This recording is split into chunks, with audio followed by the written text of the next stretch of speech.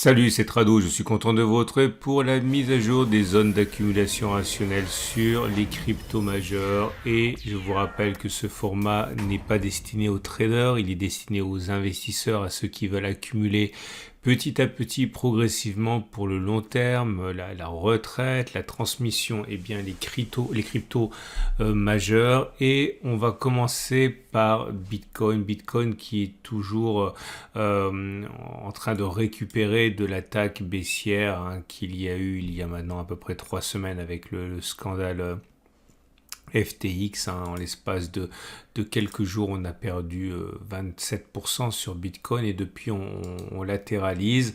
Aucune raison de penser a priori que la baisse soit terminée, on peut descendre encore, mais il est vrai qu'une stabilisation semble être à l'œuvre. La tendance de long terme est baissière, la tendance de fond est baissière, mais on est toujours sur zone d'accumulation rationnelle, cette énorme zone de support trimestriel des 20 000, 14 000. Si on regarde les données mensuelles, on comprend l'origine, il s'agit de cette zone ici qui a été résistance et qui a été cassée, et comme on le sait, généralement les résistances cassées deviennent support, et c'est pour ça que c'est une zone, encore une fois, à envisager pour ceux qui veulent acheter progressivement. Je ne sais pas ce qui va se passer, personne ne peut le savoir. Certains parlent d'une attaque ultime, j'en sais rien, mais en tout cas, ce qui est certain, c'est qu'on est sur zone d'accumulation rationnelle si on croit à Bitcoin pour le long terme, et on le sera encore, même si on devait baisser de 15% à 16%, on serait toujours dans cette zone rouge. En tout cas, à titre personnel, je considère qu'encore une fois, pour une optique de long terme, une accumulation progressive dans cette zone peut se justifier. Les bougies Aiki-Nashi ne nous apprennent rien, c'est neutre, puisque vous pouvez le voir, les bougies alternent rouge-vert, surtout sont des bougies courtes avec des mèches hautes et des mèches basses, bref, aucune conviction dans ces bougies-là. Et on passe à l'Ethereum qui est également en situation de rémission après une baisse abyssale de 35% en l'espace d'une poignée de séances. Là aussi, on est toujours sur zone d'accumulation rationnelle, et c'est pour cela que si vous croyez au potentiel de votre crypto préféré, vous êtes vraiment sur une zone d'opportunité historique. Là aussi, je vous montre les données mensuelles. Cette zone rouge est une zone d'accumulation rationnelle pour les mêmes raisons que précédemment. C'était une résistance qui a été cassée, qui a changé de polarité, qui est devenue support. Et donc, à partir de là, ce n'est pas quand les cours baissent qu'il faut remettre en question vos convictions. Je pense que vos convictions doivent naître de manière absolue, et lorsque vous avez des opportunités comme celle-ci, si les fondamentaux n'ont pas changé et que vous y adhérez, eh bien c'est une zone d'opportunité, une zone d'accumulation rationnelle, et la zone des 14,30, 11,00, eh bien on est dedans, et le fait que nous soyons en tendance de long terme baissière et en tendance de fond baissière ne change rien à l'histoire. D'ailleurs, les bougies Aiki-Nashi semblent montrer une sorte de rémission qui est visible au fait que les bougies sont maintenant vertes. Alors, ce n'est pas non plus glorieux, ce sont des bougies assez courtes, ça n'a rien à voir avec les grandes bougies rouges ou les grandes bougies vertes qui montrent des mouvements de fond importants, mais ça reste quand même des bougies de rémission, et en ce sens, je le répète, nous sommes en zone d'accumulation rationnelle pour l'Ethereum. Et pour Binance Coin, BNB, c'est la même chose. Regardez la progression quand même, mine de rien, depuis le 21 novembre. On en est à plus de 27% quasiment. Donc la rémission est assez rapide sur Binance Coin, et malgré la baisse, encore une fois, à laquelle on a assisté, puis la remontée, on est toujours sur zone d'accumulation rationnelle. Ce support des 212,355 énorme, encore une fois, correspond à une zone de résiste support qui a été à l'œuvre depuis plus d'un an maintenant. Et à partir de là, aussi ridicule que cela puisse paraître, on est sur zone d'accumulation rationnelle si on croit au potentiel de long terme de Binance. Et encore une fois, on ne serait pas les seuls dans ce cas. D'autant qu'à bien y regarder, on voit qu'on est au-dessus de la M200 et au-dessus de la M50, donc la tendance de long terme et la tendance de fond sont toujours haussières pour Binance Coin. Et les bougies Aiki-Nashi ne s'y trompent pas, puisque contrairement aux bougies précédentes, vous pouvez ici bénéficier de grandes bougies vertes sans mèche basse, autrement dit, c'est clairement haussier pour Binance Coin. Et Ripple est également en situation de rémission. Depuis les plus bas qui ont été atteints le 9 novembre, on en est à plus 25%, on est même allé jusqu'à 30%.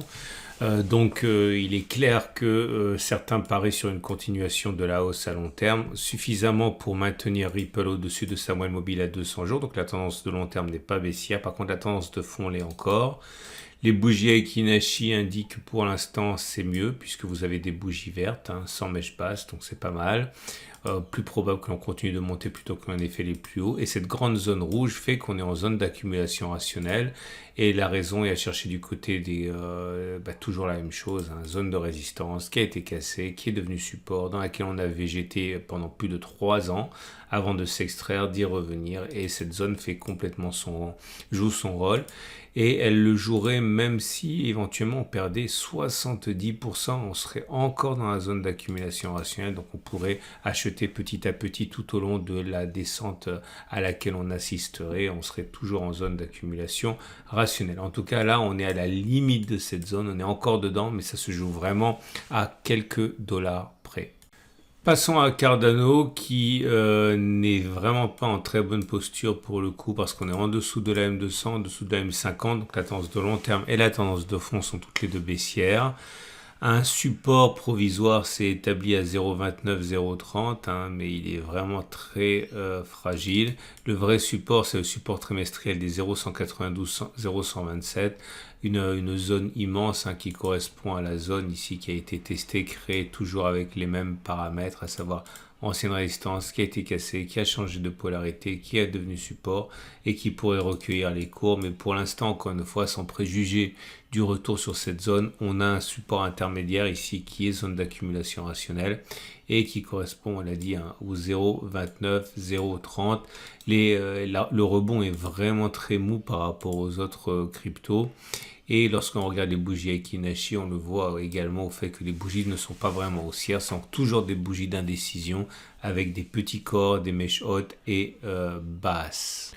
Et c'est Dogecoin qui n'en finit pas d'enchaîner les séances très favorables, encore 9% aujourd'hui.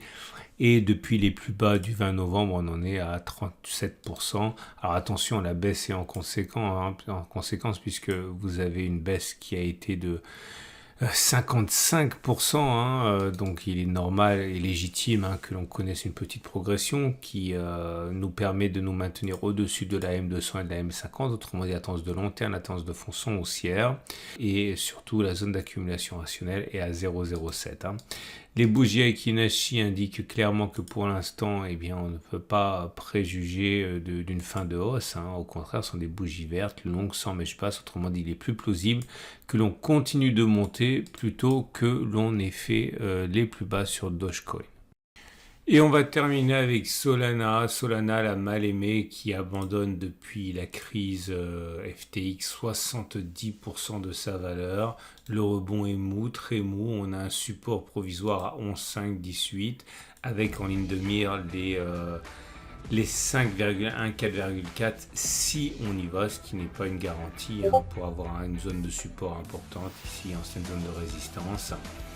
Je ne sais pas si on va y aller, mais en tout cas, ce sera une zone qui intéressera beaucoup les investisseurs de long terme pour Solana. Tendance de long terme et tendance de fond baissière. Voilà ce que l'on avait à dire. Je souhaite une excellente semaine et je vous dis à la semaine prochaine pour la mise à jour.